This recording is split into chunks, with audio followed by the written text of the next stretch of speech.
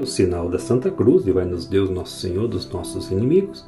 Em nome do Pai, do Filho e do Espírito Santo. Amém.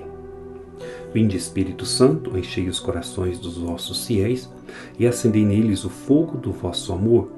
Enviai, Senhor, o vosso Espírito, e tudo será criado, e renovareis a face da terra. Oremos, ó Deus, que instruísse os corações dos vossos fiéis com a luz do Espírito Santo. Fazei que apreciemos retamente todas as coisas, segundo o mesmo Espírito, e gozemos sempre da sua consolação. Por Cristo, Senhor nosso. Amém.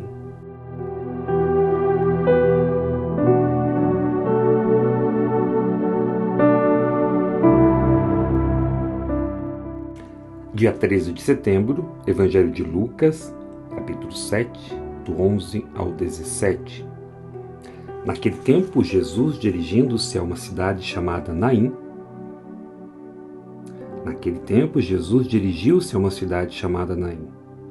Com ele iam seus discípulos e uma grande multidão.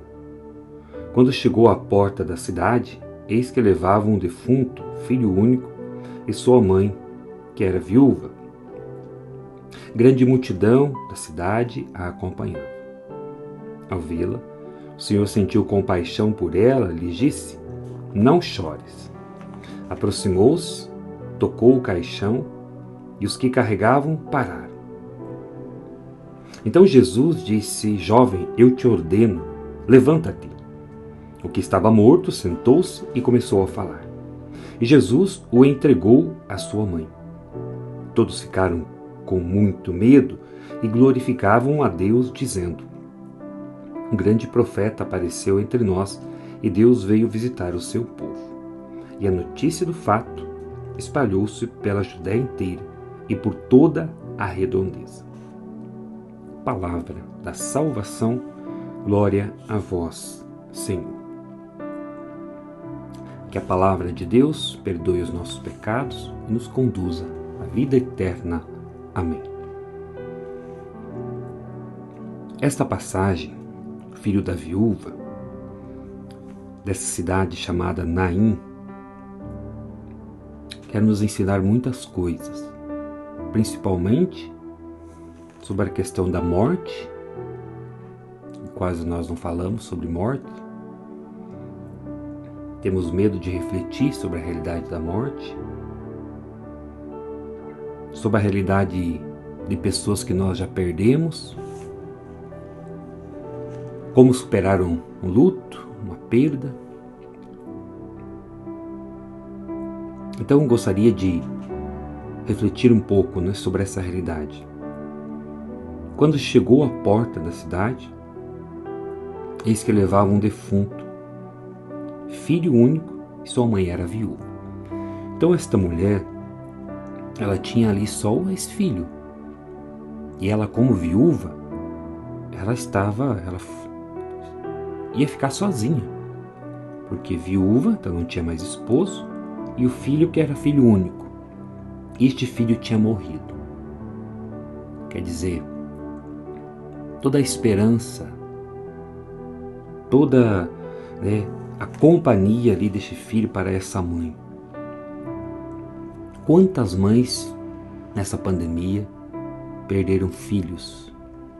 Não só para a pandemia. Quantas realidades que estamos vivendo nos tempos atuais de jovens que estão tirando a vida. Adolescentes, jovens, temos que refletir sobre esta realidade. Temos que falar mais com os nossos jovens sobre a realidade da vida, do sentido da vida. Também fazer com que os nossos jovens entendam que a vida não é fácil,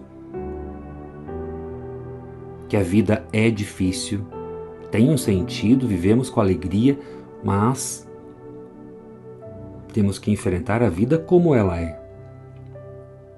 Então, muitos jovens têm desistido no meio do caminho. Quando perdemos alguém, irmãos e irmãs, esse vazio que fica, ele será para sempre. Eu que já perdi meu pai, o lugar do meu pai na nossa casa, na nossa família, não vai ser preenchido mais. Nós temos que aprender a conviver com este vazio. Quem já perdeu a mãe, quem já perdeu talvez o esposo ou a esposa. Mas, Padre, e a fé? A fé nos ajuda a seguir em frente, a termos perseverança, esperança na vida eterna. Mas este vazio permanece. Tem pessoas que brigam com Deus, desistem da igreja porque perdeu um ente querido. A realidade da morte é uma realidade cruel, mas real. Um dia nós iremos morrer. Ninguém fica para a semente. Um dia nós partiremos. Iremos ao encontro do Cristo. Aqui nesta passagem, Jesus chega nessa cidade e onde Jesus chega a esperança, chega a vida, chega a ressurreição. Jesus chegou ali naquela cidade, viu este filho único que tinha ali, essa mãe chorando. Eles levavam o defunto então no caixão. Ao vê-lo, o Senhor sentiu compaixão. Jesus se compadece daqueles que sofrem. Jesus se compadece das mães que perderam filhos para as drogas, para os vícios, ou de outras realidades. E Jesus diz a esta mãe: não chores. Ele aproximou-se, tocou o caixão, eles pararam e Jesus deu a ordem: jovem, eu te ordeno, levanta-te. E o que estava morto sentou-se e começou a falar. Diante das suas mortes, talvez você está enterrado também ou está dentro deste caixão. Talvez você entrou dentro do caixão com seu ente querido. Por mais que seja difícil, por mais que seja doloroso, temos que viver luto, chorar ali os primeiros dias, mas muitas pessoas, elas permanecem no luto, porque elas estão dentro desse caixão. Jesus está tocando em cada um de nós hoje, está tocando em você, tocando nos nossos caixões, tocando em áreas da nossa vida que está morta. Jesus está dando esta ordem: eu te ordeno, levanta-te. Quer dizer, toma uma atitude. A atitude do paralítico. A atitude da sogra de Pedro, que quando Jesus a cura, ela se levanta e começa a servir.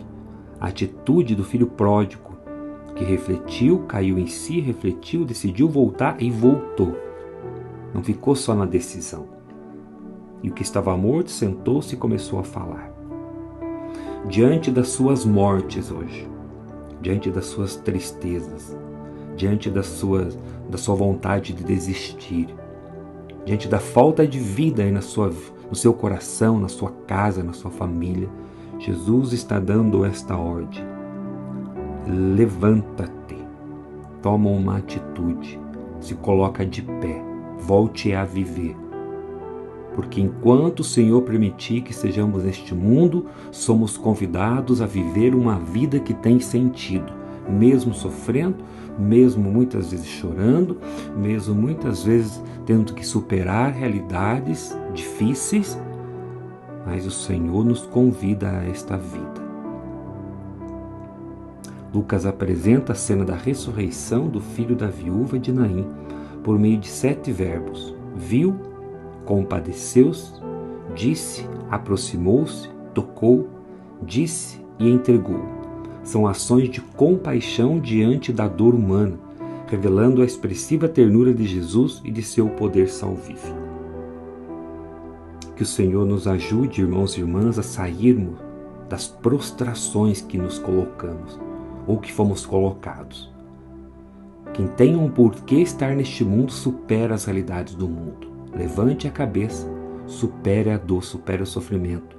Cristo te chama a um tempo novo. Deus te abençoe, te guarde, te ilumine, que desça sobre a sua vida, sobre o seu coração, a bênção do Deus que é todo-poderoso e misericordioso, o Pai, o Filho e o Espírito Santo. Amém. Louvado seja nosso Senhor Jesus Cristo, para sempre seja louvado. Obrigado a você que compartilha também com outras pessoas para que possamos continuar evangelizando. Deus te abençoe, que a intercessão da Virgem do Carmo esteja sobre a sua vida, sobre a sua caminhada, em nome do Pai, do Filho e do Espírito Santo. Amém.